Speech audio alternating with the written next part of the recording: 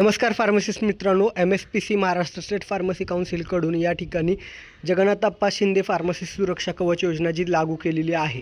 फार्मसिस्टनं या ठिकाणी 5 लाख इतका अपघाती विमा संरक्षण ज्यामध्ये देण्यात येणार आहे. त्याचा फॉर्म कशा पद्धतीनं भरायचा आहे याबाबत डेमो दाखवत आहे. पण हा फॉर्म भरायला सुरुवात करण्यापूर्वी काही महत्त्वाच्या सूचना, तुमच्याकडे काही गोष्टी असणं गरजेचं आहे. तुम्ही स्टेट फार्मसी काउन्सिल अर्थात महाराष्ट्र राज्य औषध व्यवसाय परिषदेकडे नोंदणीकृत रजिस्टर फार्मसिस्ट असणं गरजेचं आहे. तुमचं वय 18 ते 60 वर्ष या दरम्यान वय असणं गरजेचं आहे.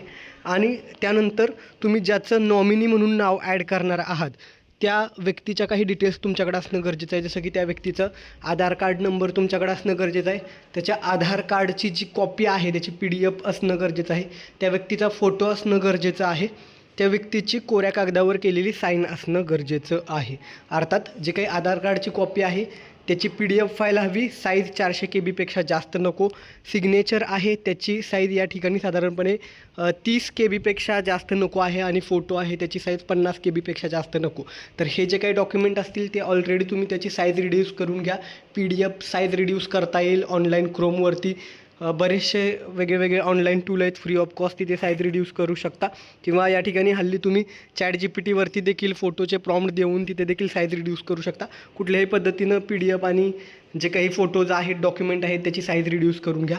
शिवाय काही महत्त्वाच्या गोष्टी, तुम्ही MSPCला जे रजिस्ट्रेशन करता, वेबसाईट आहे ऑनलाईन, त्यावेळेस रजिस्ट्रेशन करताना तुमचा जो लॉग इन डिटेल्स क्रिएट झालेल्या होत्या, एक भला मोठा नंबर आहे रजिस्ट्रेशन नंबर लॉग इन करण्यासाठी जो लागतो, लॉग इन ID आहे तो तुमच्याकडे असणं गरजेचं आहे.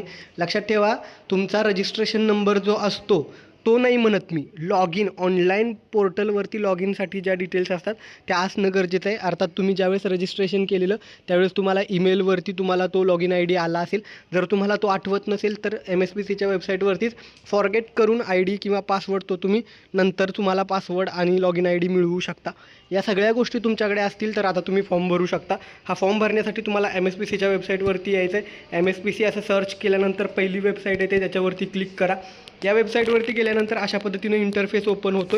अर्थात आपल्याला लॉग इन करायचं आहे. इथे खाली बघू शकता ऑलरेडी रजिस्टर्ड लॉग इन, त्यामध्ये जाऊन आपल्याला ही प्रोसेस करायची आहे. इथे तुम्हाला तुमचा जे काही लॉग इन ID, आता हा माझा लॉग इन ID आहे तो, आणि पासवर्ड या गोष्टी टाकायच्या आहेत आणि या ठिकाणी लॉग इन करून घ्यायचं आहे. ठीक आहे. या ठिकाणी कॅप्चा कोड तुम्हाला टाकावा लागेल.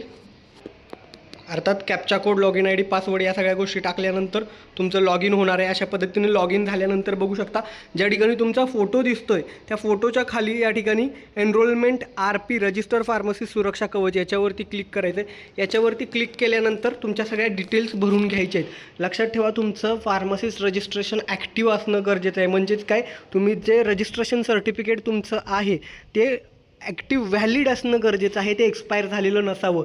किमान ते 31 डिसेंबर 2026 पर्यंत किंवा त्यापेक्षा पुढची डेट असेल तर वेल अँड गुड, ते तुमचं ॲक्टिव्ह असणं गरजेचं आहे. आता काय करायचं आहे, तुम्हाला या ठिकाणी नॉमिनीच्या डिटेल्स भरायच्या आहेत. त्याचं नाव, मिडल नेम, लास्ट नेम, त्याची डेट ऑफ बर्थ, त्याचं एज किती आहे, त्या ठिकाणी येणार आहे जेंडर टाकायचं आहे, तुमचं त्या व्यक्तीसोबत रिलेशन काय, त्याचा ॲड्रेस, तुमचा जो ॲड्रेस आहे त्या सगळ्या डिटेल्स भरायच्या आहेत.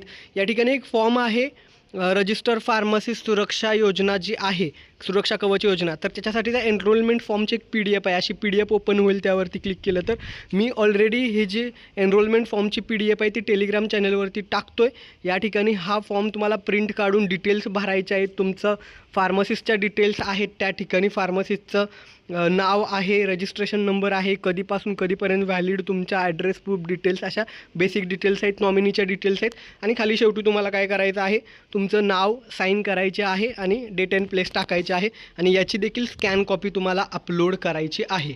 तर ह्या सगळ्या डिटेल्स भरायचे, ही PDF इथे अपलोड करायचे, डिक्लेरेशनला खाली या ठिकाणी टिकमार्क करायचे आणि सबमिट करायचं आहे. आता फॉर्म सबमिट झाल्यानंतर बाकीची पुढची प्रोसेस आहे ती MSPCकडून होणार आहे. इथंपर्यंतची प्रोसेस तुम्हाला करून घ्यायची आहे. अर्थात ह्या डिटेल्स काही फार मोठ्या नाही आहेत. नॉमिनीच्या डिटेल्स आहेत, ॲड्रेस डिटेल्स आहेत, त्यानंतर नॉमिनीचा आधार कार्ड, फोटो, सिग्नेचर या गोष्टी आहेत. त्याचे साईज लिमिट किती आहे ती इथं लिहिलेली आहे. आणि अशा पद्धतीनं तुम्हाला हा सगळा फॉर्म भरून घ्यायचा आहे. होप सो दिलेली माहिती आवडली असेल तर व्हिडिओला लाईक करा. आणि जे कोणी रजिस्टर फार्मसिस्ट आहेत त्यांच्या सगळ्यांसोबत हा व्हिडिओ शेअर करायला विसरू नका, कारण हे तुम्ही रजिस्ट्रेशन करणं गरजेचं आहे. संकट कोणावरतीही येऊ शकतं. एखाद्याचं अपघाती निधन झालं तर त्या घरावरती खूप सारं आर्थिक संकट येत असतं आणि अशा पद्धतीनं 5 लाख ही खूप मोठी अमाऊंट आहे. अपघाती निधन झालं तर त्या रजिस्टर फार्मसिस्टच्या घरच्यांना, जे कोणी नॉमिनी वारसदार असणार आहेत, त्या वारसाला 5 लाख इतकी मदत मिळणार आहे. दिलेली माहिती आणि माझे एफर्ट्स आवडत असतील तर व्हिडिओला लाईक करायला आणि सगळ्यांसोबत व्हिडिओ शेअर करायला विसरू नका. आपल्याला 1 लाख सबस्क्रायबरचा टप्पा पार करायचा आहे. त्यासाठी तुम्हा सगळ्यांची सोबत अतिशय महत्त्वाचे आहे. व्हिडिओ शेवटपर्यंत पाहिलात आणि इतकं भरभरून प्रेम दिलं त्याबद्दल खूप खूप धन्यवाद. थँक्यू.